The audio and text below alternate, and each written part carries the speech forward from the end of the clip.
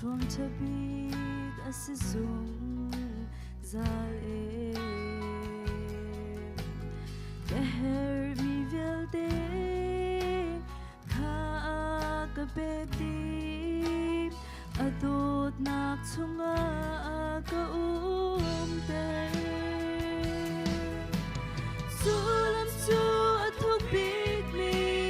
mui nak chung in lam achun kalm haning lo kathi na phang lo ji o ka ngei lo Nazareth li par kan to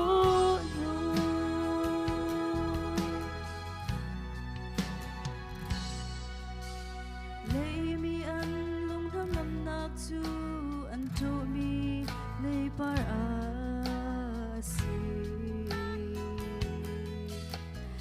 se ke ka chin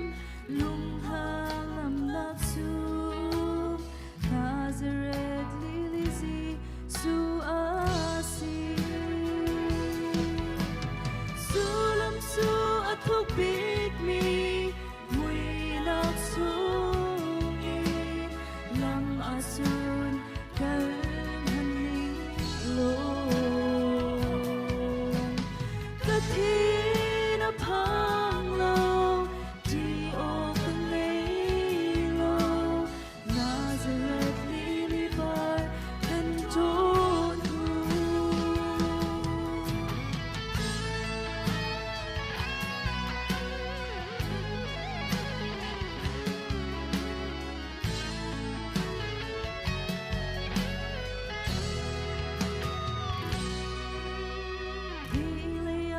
Thim tu lei par ngei lo in